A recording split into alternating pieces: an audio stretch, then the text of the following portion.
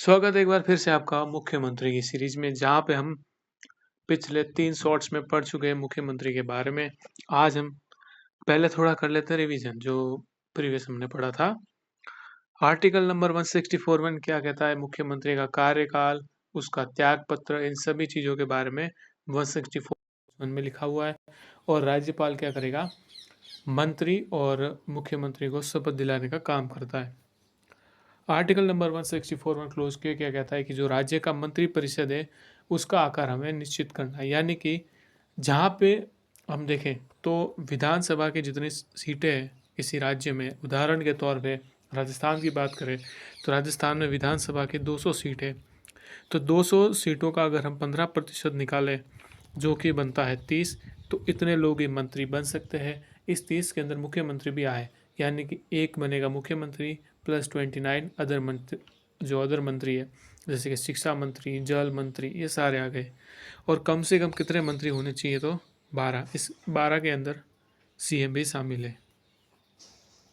अगला अगर हम आर्टिकल देखें तो वो हमारा है शपथ से जुड़ा हुआ, यानी कि आर्टिकल नंबर 164 क्लॉज नंबर 3, जो ये कहता है कि मुख्यमंत्री की शपथ और जो मंत्री है उन सभी की शपथ, यानी कि वो ओथ लेंगे, लेकिन शपथ दिलाता कौन है, राज्यपाल। और जो मंत्री है वो किन चीज़ की शपथ लेते हैं, तो अपने पद और अपने गोपनीयता की ही शपथ लेते हैं। मंत्री से मतलब हुआ यहाँ पर हम बात करेंगे एमएलए की, क्योंकि एमएलए आगे जाके मुख्यमंत्री बनता है।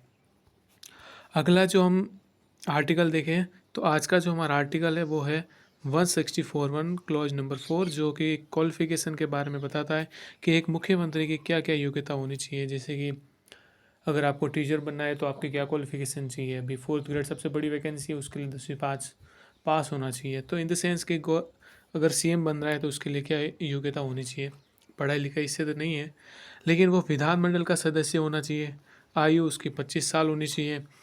अब विधानमंडल से अगर हम बात करें तो विधानमंडल के 2 सदन होते हैं, एक होता है विधान परिषद और एक होती है विधानसभा। इन्हीं से बनता है विधानमंडल।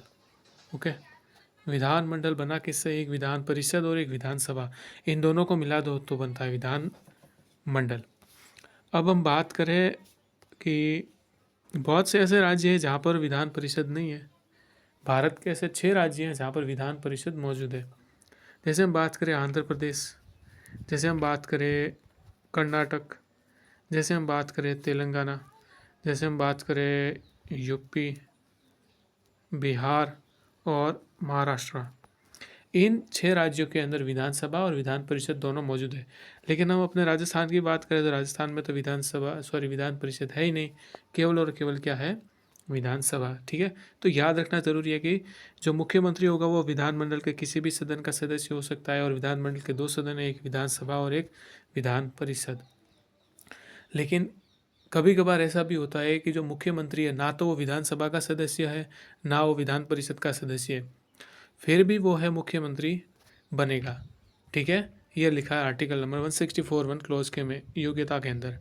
लेकिन वो मुख्यमंत्री तो बन गया, लेकिन इसको 6 महीने के अंदर अंदर इन दोनों में से किसी एक सदन की सदस्यता लेनी पड़ेगी।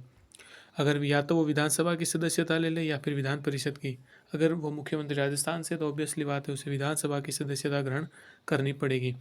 यानी कि अगर हम क्विक रिवीजन समझें तो विधानमंडल के किसी भी सदन का व्यक्ति जो है वो मुख्यमंत्री बन सकता है, लेकिन उसे 6 महीने के भीतर अगर वो मैंने उल्टा बोला कि विधानमंडल के किसी भी सदन का अगर वो सदस्य नहीं है फिर भी वो क्या बनेगा, सीएम।